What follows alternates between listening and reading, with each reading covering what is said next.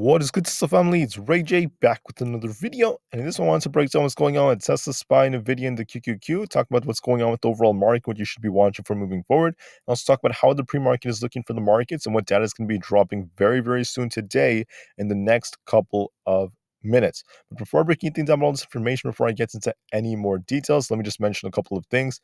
I am personally not a financial planner, so make sure you take none of this as financial advice. And also, if you guys can, please check out the Webull link, which is down below and in the description. If you sign up for Webull, the link down below, and deposit any amount of money into the account, you are guaranteed up to 12 free stocks. The offer ends very soon. It ends tomorrow, so please check it out before they run out. With that out of the way, let's get on with the video. All right, guys, Tesla's not looking that great from a technical standpoint now. One of the things I mentioned yesterday was to watch the 50 EMA as our resistance. You could see on the four-hour time frame, Tesla's been getting rejected by this for the last a week and a half. Its resistance is the 50 EMA, support is at the 200, and it's been going back and forth and back and forth. But if you look at what happened yesterday, it failed to break the 50 EMA, and in order for us to break this, we need some good catalyst. We need some strong jobs numbers to try to push this thing up. Otherwise, it could get a rejection. So I'm going to break this down in just a couple of minutes. Let's first talk about the news that's coming out. Then I'm going to break down the charts. But just as a reminder, 15 minutes after the market opens at 9:45 a.m. New York time, we have the S&P Global Manufacturing PMI report coming out. This is going to be important. It's going to cause volatility for the markets, so make sure you're prepared for this and you are ready. Now, after that, however, it's not going to be the most significant thing. We have more ISM manufacturing PMI reports coming out, the manufacturing prices and new orders and all this stuff coming out, construction spending all at 10 o'clock a.m. or 30 minutes after the market opens. But the most significant piece of data that's going to be the most important out of all of this, it's going to be the JOLTS job numbers coming out at 10 a.m. or 30 minutes after the market opens. That was in Eastern time, by the way. We have the JOLTS job openings report coming out. We want this to be between 9.5 and 9.6 million. If it's too hot, if it's too high, this could be a little bit bearish for the markets because, once again, the economy, if it's too hot, the Fed could be incentivized to be more hawkish. If this is way too low, this could also scare lots of investors into thinking that a recession is on the table and there's more contraction than what we're expecting. So what we really want is this to be very close to what the forecast and consensus just so happen to be. So make sure you watch for this very carefully. It's going to cause lots of volatility once again 30 minutes after the market opens. And then on top of that, we have the JOLTS job quits coming out, right? The forecast is about 4 million. We want it to be somewhere around there. We don't want this to be way too high or way too low. If there are too many quits, this could scare investors. If it's way too low, this could once again incentivize the Fed to be more hawkish, like Jerome Powell was saying in the past.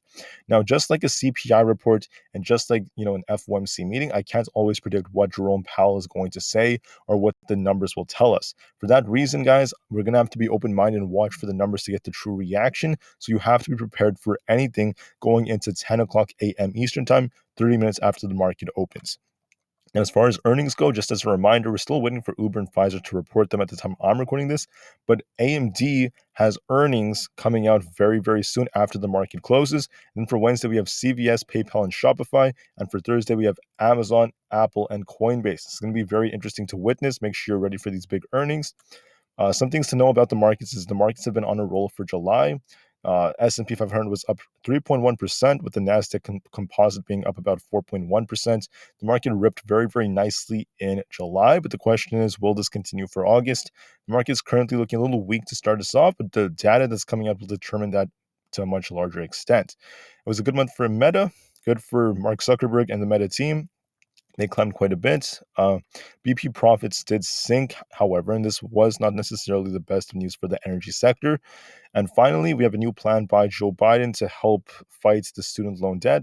We will talk more about that some other day, but I just wanted to mention that. Anyways, now going forward about this, there's also this news coming out right over here about Tesla. Basically, the US is opening a probe into 280,000 new Tesla vehicles over a steering issue. This is once again some bearish news that came out for the morning. And you can see right over here, basically the US safety regulators said on Tuesday they opened an investigation into about 280,000 new Tesla Model 3 and Model Ys over reports of loss of steering control and power steering. The NHTSA opened an evaluation after it received 12 complaints. This is once again some bearish news, and this is not the best of things. This could lead to a potential recall. We have to be very careful when news like this comes out. And investigations like this are just once again not good news for Tesla as it's starting to slow down. There's also this news coming out right here that India is asking Tesla to copy Apple and pairing its Chinese Indian supplier sources. Once again, we're continuing to see more talks about India potentially be hosting another Tesla Gigafactory, which is good news right now. But this is not like super huge news. This is not like involving new investors or anything like that. So I just wanted to mention this is making some headlines, but right now the majority of news for Tesla has been a little bit more bearish. We will see if there's any other pieces of news to come out during the after hours.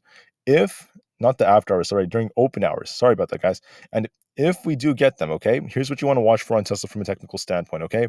Just like yesterday, if you want to turn bullish on this thing, we have to break the 50 EMA on the 4-hour time frame. We have to break that. We have to break above 268 as our major resistance. If we break it, if we need some very bullish catalysts, we need some bullish news, we need something to come out to push Tesla up there. So far, we're not really getting that at the time I'm recording this. And then what's also going to dictate Tesla is going to be the JOLTS job openings reports. It's going to dictate the entire stock market. Okay. The bulls want to see us break the 50 EMA. We failed to do so far, and technicals are looking a little bit weak on Tesla. And the bears out there are going to argue that, hey, Tesla's rejecting and the data is going to be really bad. So just to clarify, if Tesla gets good news and good jobs numbers today, Tesla could try to break 260 and try to fight for it. And if it does so, then 270, 274 become a possibility. But based off technicals now, it's looking a little bit weak in the pre-market, and that looks a little bit less likely. If we get bad job numbers and the market starts sinking, and on top of that, Tesla's news remains more bearish as it has been so far, then we're going to see Tesla start sinking most likely. I reach this 262.5. If that fails us, it's 260.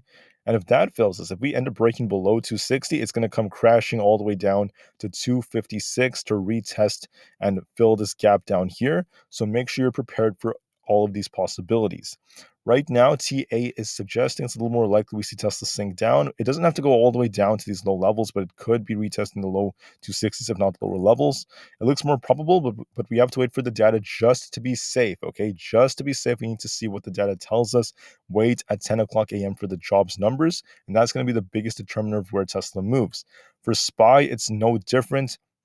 If you're bullish on the markets, you want to see this thing try to, get a bounce and try to fill this gap all the way up here around this 458 area. That's what the bullish data is going to cause this thing to bounce and fill the gap. More bearish data is going to cause this thing to start dropping pretty hard, and we're going to be watching this retest 454. If that fails, we can come all the way down to 453.5, if not 452. Right? So there's a bull and bear case. It will depend heavily on the data. Good data is going to cause this thing to push up to fill the gap at 458. Bad data is going to cause this thing to come all the way down into like the 454 to 452 area. Right now, it looks more bearish from a technical standpoint. It does look like it's going to sink down lower, but just to be safe, we're going to wait for our confirmation. Now, unfortunately for NIO, they had insanely strong delivery numbers, their best in their entire history.